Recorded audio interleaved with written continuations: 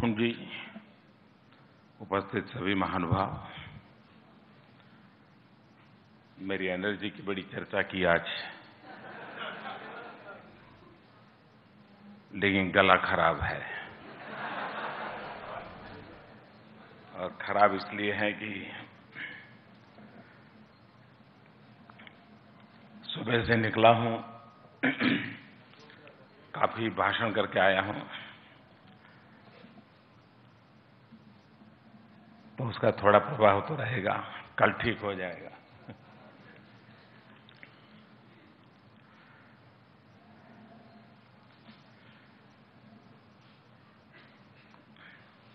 अरुण जी एक बार मुझे मिलने आए तो ऐसे ही बातें चली हमारी स्वच्छता के संबंध में, और बातों बातों में कुछ बातें मैंने उनसे बताई थी, लेकिन मैं हैरान हूं कि उन्होंने हर बात को लेटर एंड स्पिरिट में पकड़ा, उसके पीछे लग गए और लोगों को भी प्रेरित किया, लोगों को जोड़ा।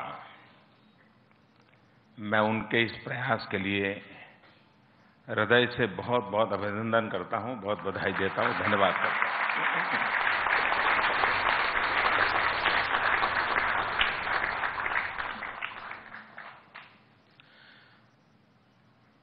जिन महानुभावों को आज अवार्ड मिला है, मुझे उनको सम्मानित करने का सौभाग्य मिला है।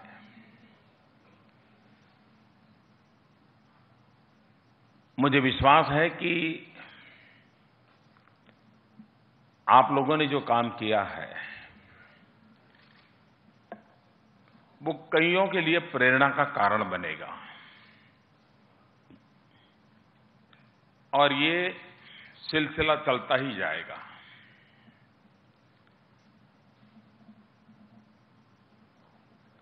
आपकी सिद्धि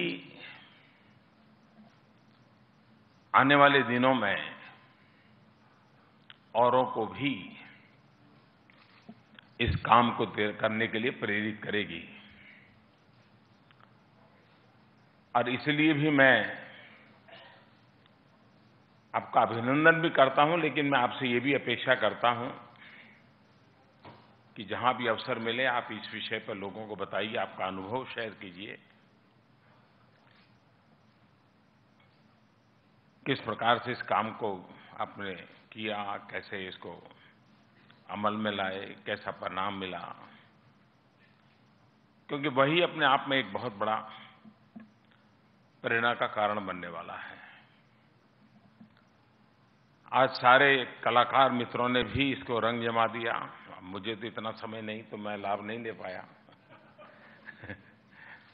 लेकिन ये आपका योगदान है, देश की युवा पीढ़ी को इस काम के लिए प्रेरित करेगा। मैं आप सबको भी बधाई देता हूं कि आपने इस काम को सराखों पे लिया है।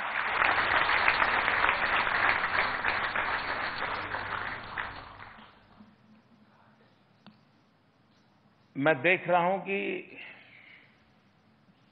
ये एक कार्यक्रम ऐसा है, स्वच्छ भारत, जिसमें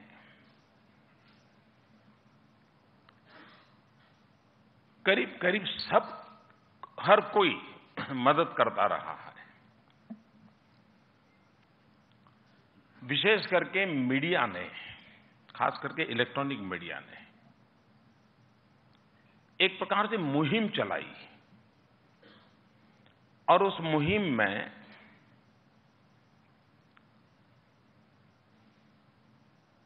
सरकार के खिलाफ कुछ नहीं था। लोगों को दिखाते थे, वे डस्टबिन है, फिर भी वो वहीं बाहर फेंक रहा है। फिर उसको कैमरा वाले पकड़ते थे तो फिर वो शर्मिंदगी महसूस करता था, और औरों को भी लगता था, हाँ यार, हम डस्टबिन तो है, हम क्यों नहीं डालते। स्वच्छता मूलतः स्वभाव का विषय है, और एक बार स्वभाव बन जाए तो फिर आप कभी गंदगी बर्दाश्त ही नहीं करोगे, कभी नहीं करोगे। दुर्भाग्य से हमारे देश में कुछ हमारी भी तो विशेषताएं हैं। हमारे यहां समाज में पर्सनल हाइजीन इस विषय में बहुत बड़ी जागरूकता रही, लेकिन सोशल हाइजीन में उदासीनता रही। आपने देखा होगा पुराने घरों में भी बुजुर्ग होंगे, आप बाहर से आओगे तो कहेंगे पैर धो दो पहले, फिर घर में आओ, जूते बाहर रख के आओ, अंदर मत आओ। उनके मन में सब धार्मिक कारण होते हैं, लेकिन वो मूलतः तो एक परंपरा है। छोटी सी बात होगी कहे हाथ धो दो, फलाना मत करो, ढीकना मत करो। ये परिवार में जहां पुरानी पीढ़ी के लोग होंगे उस घरों में आपको ध्यान में आया होगा। शहर हो, गांव हो, तो पर्सनल हाइजीन में बड़ी ही कॉन्शियस सोसाइटी रही हमारी, लेकिन सोशल हाइजीन में हम बहुत उदासीन रहे। अब आवश्यकता यह है कि हम पर्सनल हाइजीन को तो महत्व देते ही, देना भी चाहिए, लेकिन सोशल हाइजीन को भी उतना ही महत्व देना चाहिए। अगर ये हम नहीं करेंगे। दूसरा, सामान्य रूप से देश आजाद होने के बाद हमारे देश में एक कमी रही।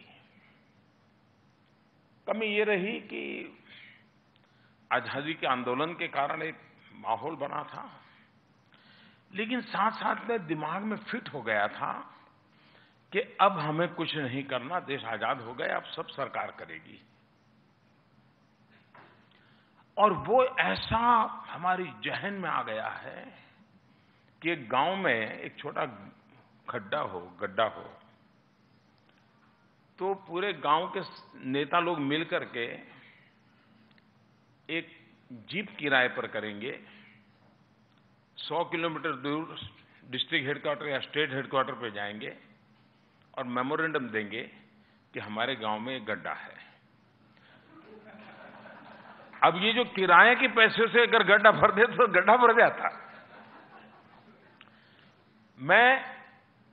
अगर आजादी के आंदोलन के बाद ये जो स्पिरिट था वो इस तरफ अगर डाइवर्ट हो गया होता, जिसमें यह देश हम सबको बनाना है, मैं विश्वास से कहता हूं जिस देश में इतनी ताकत है।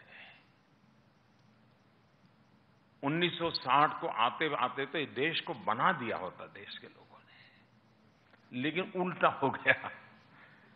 वो करेगा, उसका काम है, वे क्या करते हो, क्यों नहीं करते हो। यही आवश्यकता है।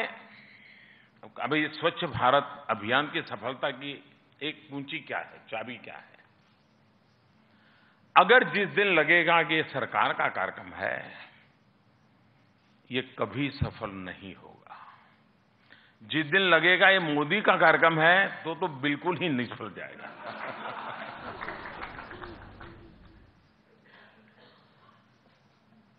अगर ये राजनीतिक दलों का कार्यक्रम बनता है, ये सरकार का कार्यक्रम बनता है, तब तो मैं मानता हूं हम इतना नुकसान करेंगे इस काम को जिसकी कल्पना नहीं कर सकते। ये हम सबका कार्यक्रम बनना चाहिए।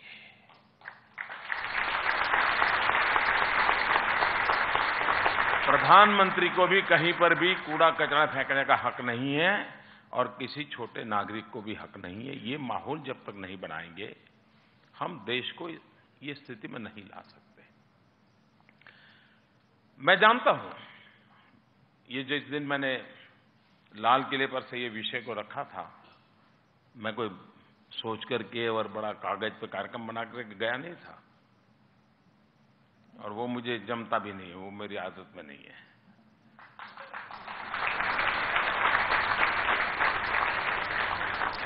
मन कर गया, मैं बोल दिया।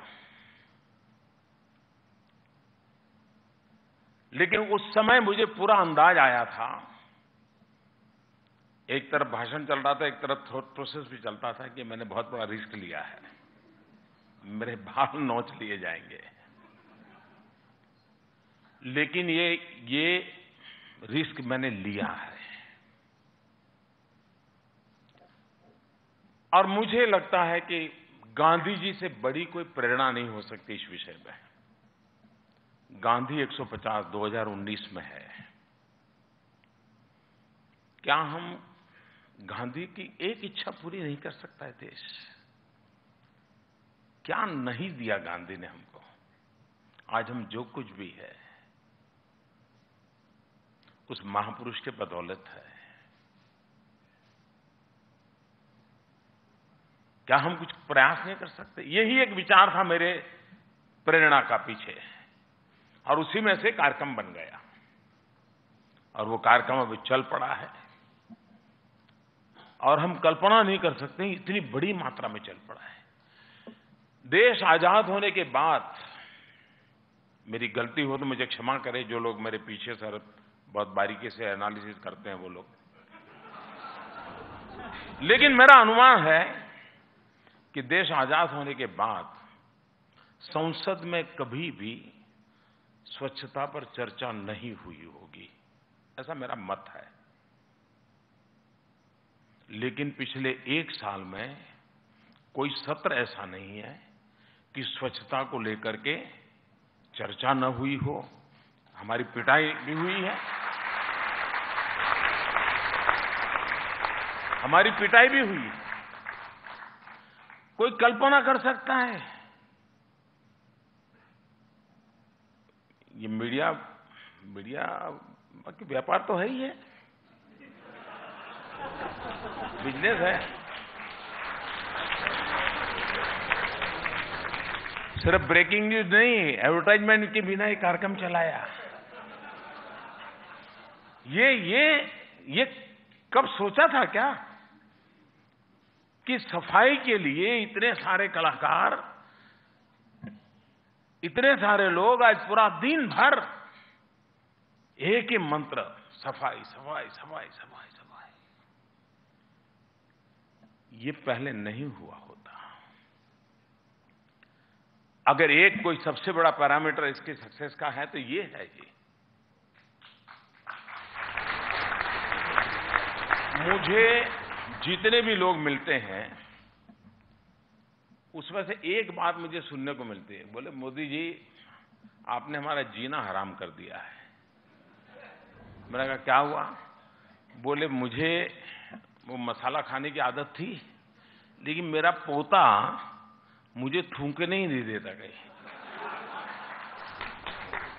वो बोले मोदी मोदी करता है।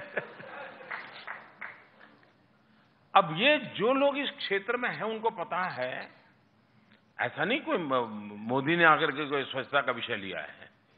कई लोग हैं जिन्होंने इस काम में जीवन खपा दिया है, कई गांधीयन लोग हैं, जीवन खपा दिया है। उन सबको बराबर समझ आती है कि इस चीज का कितना फायदा हो रहा है। आपने देखा होगा कि हमारे देश में ट्यूबवेल में एक बच्चा अगर गिर जाए, अब तो टीवी वाले समय नहीं निकालते हैं, लेकिन पहले तो सारे टीवी कैमरा वहीं हो जाते थे। अब वो सांस ले रहा है, आंखें हिला रहा है,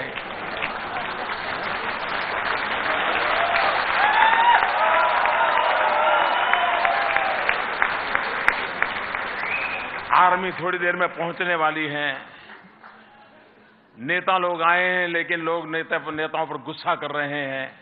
ये सब आपने देखा होगा। करीब 24 घंटे 30 घंटे और जितनी देर निकालने में लगती थी, लाइव कमेंट्री चलती थी। और मैंने देखा था परिवारों में माताएं टीवी से हटती नहीं थी, खाना नहीं पकाती थी और रो पड़ती थी कि बच्चा जिंदा निकला कि नहीं, बच्चा जिंदा निकला कि नहीं। ये पूरे देश में हमने, याद होगा ये दृश्य आपको। एक बच्चा ट्यूबवेल में मर रहा है या मरने की संभावना पैदा हुई है, देश को बेचैन बना देता है। लेकिन हमें पता है गंदगी के कारण, गंदे पानी के कारण, गंदगी के बीच रहने के कारण पर डे 1000 बच्चे मरते हैं। 1000 बच्चे। अब मुझे बताइए कि स्थिति हम कब तक चलने देंगे? एक गरीब परिवार को गंदगी के कारण फैली हुई बीमारियों का औसत एवरेज 7,000 रुपीज खर्च आता है जी।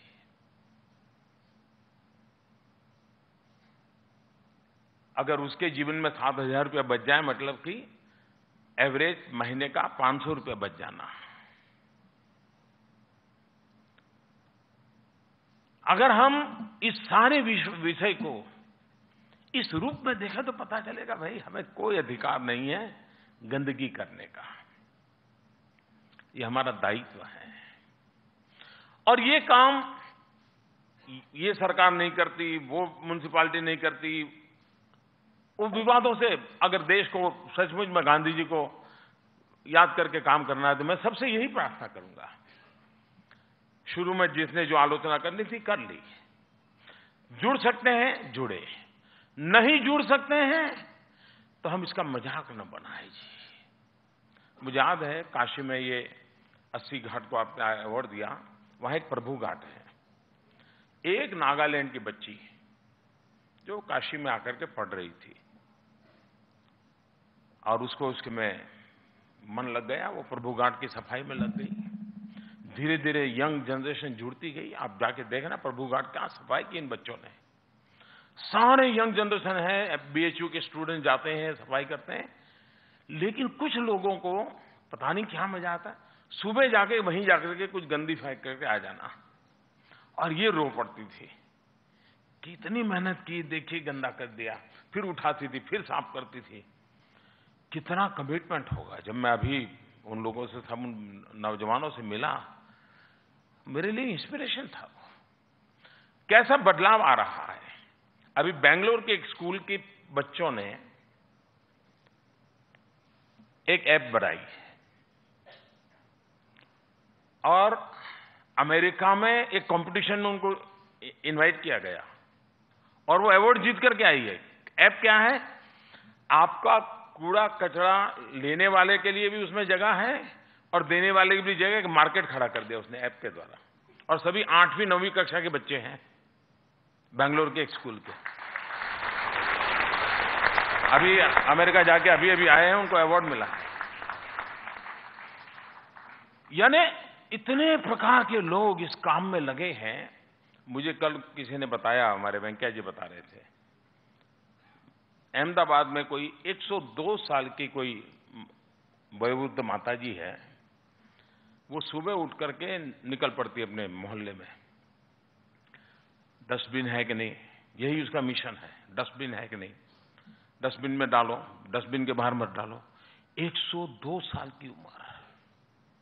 आज देखिए वातावरण देखिए, कोई बेटी ये कह दे कि उसके घर में टॉयलेट नहीं है तो मैं शादी नहीं करूंगी। ये घटनाएं हो रही है। एक मां अपनी बकरी बेच करके कहती है मुझे टॉयलेट बनाना है। ये बदलाव आ रहा है और ये एक जन आंदोलन में परिवर्तित होता है तो उसका एक परिणाम मिलता है। आज भी हमारे यहां खुले में शौच जाना, दुनिया में 60 करोड़ लोग, वर्ल्ड बैंक का रिपोर्ट कह रहा है 60 करोड़ लोग खुले में शौच जाते हैं और वो सारी बीमारियों की जड़ वहीं पर शुरू होती है। शौचालय बनाने का अभियान चलाया है। जब मैंने विषय लिया तो सरकार में भी थोड़ा, क्योंकि कोई सरकार के विषय थे ही नहीं, ये बजट था, चलता था। मैंने कैपेसिटी बिल्डिंग का काम किया, 200 कलेक्टर की ट्रेनिंग कर चुका हूं। देश में 600 से ज्यादा डिस्ट्रिक्ट हैं, सबको बुलाता हूं और उनको पूरा उनका ट्रेनिंग करवाता हूं, क्योंकि कैपेसिटी बिल्डिंग एक बहुत बड़ी आवश्यकता है। लेकिन जब हमने इस बार लगे तो खींच करके गांवों के अंदर 60 लाख टॉयलेट बनाने का संकल्प किया सरकार ने। और कल जब मैं रिपोर्टिंग ले रहा था, मैंने कहा भाई देखिए अब कल 2 अक्टूबर है, बताइए कहां पहुंचे हो। तो मुझे बताया गया कि 95 लाख टॉयलेटों ने पूरे कर दिए काम। 60 लाख का टारगेट तय करते हुए डरते थे। ये बदलाव आया। स्कूलों में करीब 4,15,000 टॉयलेट कन्याओं के लिए समय सीमा में बन गए। रेलवे ने करीब 5700 के toilet, bio toilet already replace कर दिए उन्होंने, क्योंकि वरना ट्रेन आती थी तो रेलवे पर सब छोड़ करके जाती थी फिर आगे। अब ये अब चल रहा था जी, कोई कहां कौन धीरे धीरे से। अब कुछ एक बात है कि भाई कोई भी कह सकता है कि क्या हुआ, ये सवाल उठ सकता है, सरकार को जवाब देना भी पड़ेगा, भाग नहीं सकते। लेकिन मैं 4 हमारे साथ बराबरी की बातों का उल्लेख करना चाहूंगा। एक Singapore, Malaysia, Thailand and south Korea. बहुत छोटे छोटे देश हैं, बड़े देश नहीं है, हमारे एक राज्य से भी छोटे हैं। सिंगापुर में वहां के प्रधानमंत्री ने 59 में, सबसे पहले 59 में उन्होंने सिंगापुर की सफाई के लिए उन्होंने विषय शुरू किया। और तब वो एक छोटा सा मछुआरों का गांव जैसा ही था, तब सिंगापुर 59 में। लेकिन 68 तक नहीं हो पाया। प्रधानमंत्री लगातार इस विषय को कहते रहते थे, कोशिश करते थे। 68 में वही प्रधानमंत्री ली कुआन यू स्वयं इस काम को बिड़ा उठा करके निकल पड़े। 59 यानी करीब करीब 60 से लेकर के आज जो हम सिंगापुर देख रहे हैं ना, इतने लंबे समय का एक लगातार पुरुषार्थ का परिणाम है। उसी प्रकार से मलेशिया के प्रधानमंत्री, उन्होंने भी 60s में इस विषय को उठाया और उन्होंने नागरिकों को, उनके पास थोड़ी कानून की ताकत भी थी, हमारे यहां तो बड़ा मुश्किल है।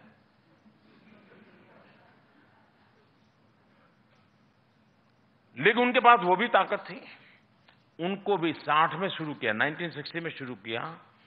प्रधानमंत्री के नेतृत्व में इस काम को चलाया गया, जनभागीदारी का भरपूर प्रयास किया। आज मलेशिया इस स्थिति पर इतने सालों के बाद आया है। थाईलैंड के किंग स्वयं इस सफाई अभियान को लेकर के चल पड़े, उन्होंने झाड़ू उठाया, निकल पड़े। वो भी 1960 में किया उन्होंने। साउथ कोरिया के राष्ट्रपति, उन्होंने भी ये 1960 में ये चारों एक साथ इस काम को शुरू किया, सफाई का। लेकिन आज जो हम इनकी सफाई और बढ़िया देश देख रहे हैं, इसको आते आते 2015 हुआ है। हमारा देश कितना बड़ा है हमको अंदाज है, हमारी आदतें कैसी हमको पता है, हमारी कठिनाइयां क्या है पता है। लेकिन गांधी एक ऐसी प्रेरणा है कि 125 करोड़ लोग अगर तय कर लें कि हमें चलना है, हम चल सकते हैं जी।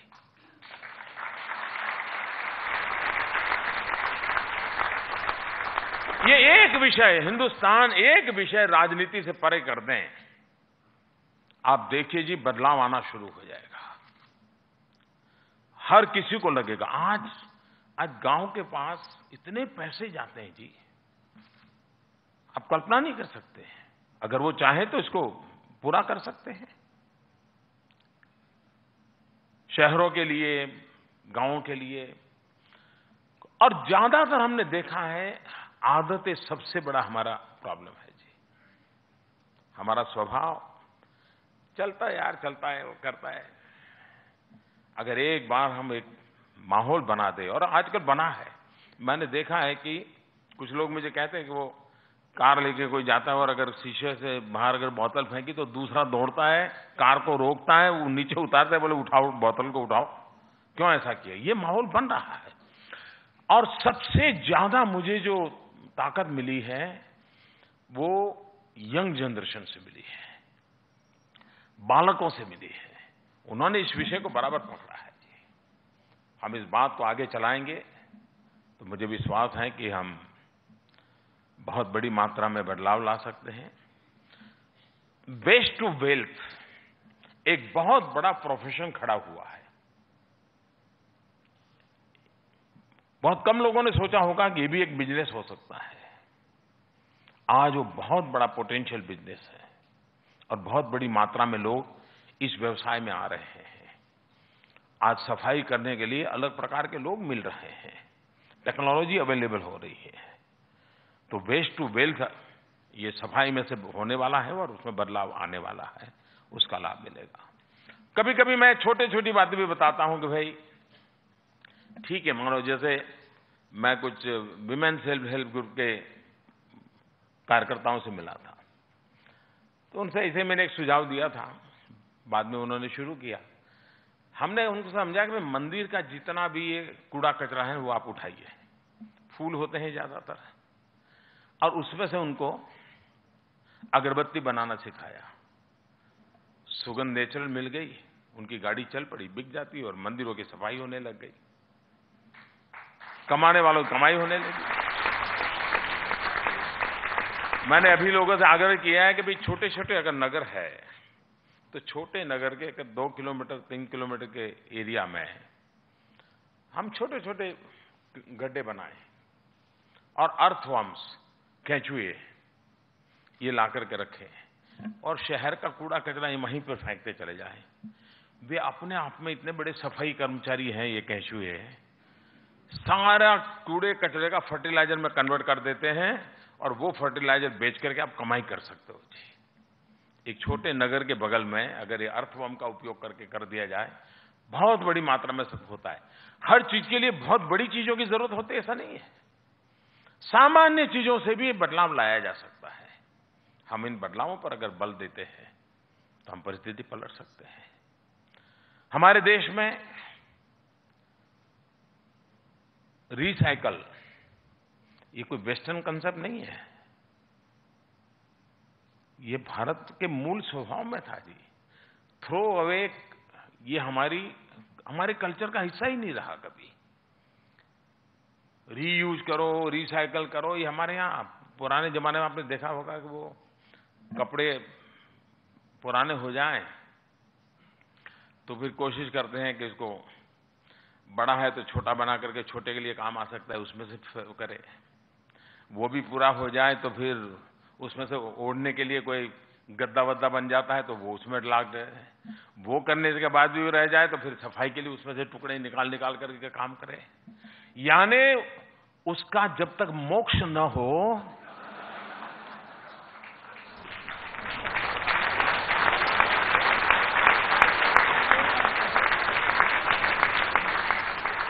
पूरा उसका उपयोग करते, ये हमारी परंपरा रही है। थ्रो अवे कल्चर हमारी प्रकृति का कभी हिस्सा ही नहीं रहा। हम देखा होगा, अब पुराने जमानों में हर घर में एक लंबर रूम रहता था। पुराने जमाने के जो आर्किटेक्चर है उसे देखना आप कभी, उस लंबर रूम में घर की जो बूढ़ी माँ होती थी कुछ भी है डाल दे रही, कोई कहेगा अरे माँ कुछ काम का नहीं फेंक दो, अरे बोले रखो बेटा कभी काम आएगा। वो उसमें हर चीज फेंकती रहती थी और दिवाली के समय फिर वो देखते थे, सफाई के समय निकालते थे तो देखते थे, फिर उसमें से 2-4 चीजें देखो ये घर में काम आ जाएगा, ये काम आ जाएगा। कोई चीज, आज मुसीबत क्या है जी, नया लिया। ये स्थिति ने जो पैदा किया है वो भी एक बहुत बड़ा कारण है।